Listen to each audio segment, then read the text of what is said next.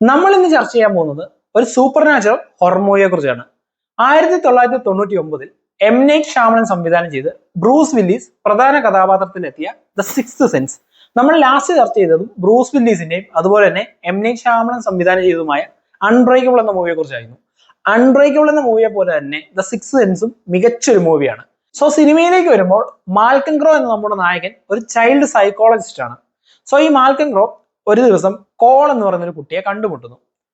ഈ കോളിനെ കണ്ടുമുട്ടുമ്പോഴേ മാൽക്കൻ ഗ്രോയ്ക്ക് മനസ്സിലാവുന്നു ഈ കുട്ടിക്ക് മാനസികമായിട്ട് എന്തോ പ്രശ്നങ്ങളുണ്ട്, അല്ലെങ്കിൽ ആ കുട്ടി എന്തിനോ ഭയക്കുന്നു എന്നുള്ള ഒരു തിരിച്ചറിവ് മാൽക്കൻ ഗ്രോയ്ക്ക് ഉണ്ടാകുന്നു. സോ ഒരു ചൈൽഡ് സൈക്കോളജിസ്റ്റ് അദ്ദേഹം ഉടനെ ഈ കുട്ടിനെ എങ്ങനെയെങ്കിലും ഹെൽപ്പ് ചെയ്യണം, ഈ കുട്ടിനെ എല്ലാത്തിൽ നിന്ന് രക്ഷപ്പെടുത്തണം എന്നൊരു ചിന്തയിൽ ആ കുട്ടിയുടെ കൂട്ടത്തിൽ കൂടുന്നു.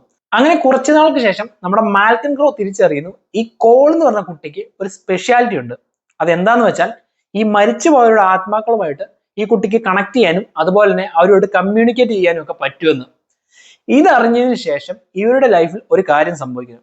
അതാണ് സിനിമയിൽ പ്രധാനമായിട്ട് പറയുന്ന കാര്യം. സോ സിക്സ് സെൻസ് എന്ന മൂവി ഒരു മികച്ച ചിത്രം തന്നെയാണ്. ഈ പടത്തിന്റെ ഏറ്റവും വലിയ പോസിറ്റീവ് എന്തെന്ന് വെച്ചാൽ ഈ സിനിമയുടെ ക്ലൈമാക്സ് രംഗമാണ്. കാരണം ഒരു ഗംഭീര രീതിയിലാണ് ഇതിന്റെ ക്ലൈമാക്സ് കൊണ്ട് അവസാനിപ്പിക്കുന്നത്. ഈ ക്ലൈമാക്സ് ഇങ്ങനെയാണെങ്കിലും ഇതിൽ ചെറിയൊരു പ്രശ്നം കൂടെ ഉണ്ട്. ചിലവർക്ക് ഈ ക്ലൈമാക്സ് നേരത്തെ പ്രഡിക്റ്റ് ചെയ്യാൻ പറ്റും. എനിക്ക് ഈ സിനിമ ആദ്യമായിട്ട് കണ്ടപ്പോൾ എനിക്ക് ഇതിന്റെ ക്ലൈമാക്സ് നേരത്തെ പ്രഡിക്റ്റ് ചെയ്യാൻ പറ്റി. പക്ഷെ അങ്ങനെ പ്രഡിക്റ്റ് ചെയ്യാൻ പറ്റിയിട്ടും എന്തുകൊണ്ടാണ് ഞാൻ ഈ സിനിമ നിങ്ങൾ സജസ്റ്റ് ചെയ്യുന്നതെന്ന് പറഞ്ഞാൽ, എന്നാൽ പോലും ഈ സിനിമയുടെ ആസ്വാദനത്തിനെ അത് അത്രത്തോളം ബാധിക്കില്ല. അതുപോലെയാണ് ഇതിന്റെ സ്ക്രീൻ പ്ലേ ചെയ്തു വെച്ചിരിക്കുന്നത്. ഈവൻ നമുക്ക് പടം കണ്ടുകൊണ്ടിരിക്കുമ്പോൾ തന്നെ ഇനി എന്താണ് സംഭവിക്കാൻ പോകുന്നുള്ള കാര്യം നമുക്ക് നേരത്തെ അറിയാൻ പറ്റുമെങ്കിലും അത് നമ്മളെ ഒരിക്കലും ഈ പടത്തിന്റെ എൻഗേജിങ് ഫാക്ടർ നമ്മളെ വിട്ടുമാറില്ല. നമുക്കത് കണ്ടുകൊണ്ടിരിക്കാൻ പറ്റും. അതാണ് ഈ പടത്തിന്റെ ഏറ്റവും വലിയ പോസിറ്റീവ് സൈൻ.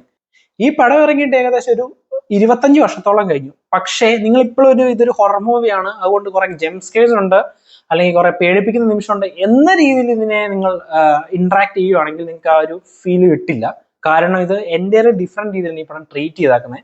ഇതൊരു ഹൊറർ ജോൺറയിൽ വരുന്ന ചിത്രമാണെങ്കിൽ പോലും ഒരു സൈക്കോളജിക്കൽ ത്രില്ലർ ഡ്രാമ എന്ന രീതിയിലാണ് ഈ പടം പോകുന്നത്.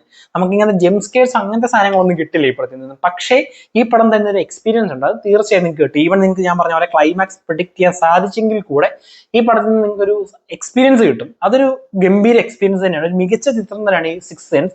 അന്ത സമയം, അതായത് 1999 ഈ പടം ആ ടൈമിൽ വൻ ഹിറ്റ് ആയിരുന്നു ഹോളിവുഡിൽ. ഇപ്പൊ 25 വർഷങ്ങൾ കഴിഞ്ഞിട്ട് പോലും ഈ സിനിമയ്ക്ക് അതിൻ്റെതായ പ്രസക്തി ഇന്നും ഉണ്ട്. സോ സൈക്കോളജിക്കൽ ത്രില്ലറൊക്കെ ഇഷ്ടപ്പെടുന്ന ഒരാൾക്കാണെങ്കിൽ തീർച്ചയായും ചെക്കൗട്ട് ചെയ്യാവുന്ന മൂവി തന്നെയാണ് സിക്സ് സെൻസ്. ഉറപ്പായിട്ടും അങ്ങനെയുള്ളവരെ സാറ്റിസ്ഫൈ ചെയ്യുകയും ചെയ്യും. സോ ഇതാണ് സിക്സ് സെൻസിനെ കുറിച്ച് പറയാനുള്ളത്. പടം കണ്ടില്ലാത്തവർ തീർച്ചയായും ചെക്കൗട്ട് ചെയ്ത് നോക്കുക. ഇതുപോലുള്ള വീഡിയോസ് ഇനിയും കാണുവാൻ വേണ്ടി എന്റെ ചാനൽ ലൈക്ക് ചെയ്യൂ, ഷെയർ ചെയ്യൂ, സബ്സ്ക്രൈബ് ചെയ്യൂ. അപ്പോൾ അടുത്ത വീഡിയോ വരുന്നതായിരിക്കും. It's me Abhijith and you are watching Flick and frames.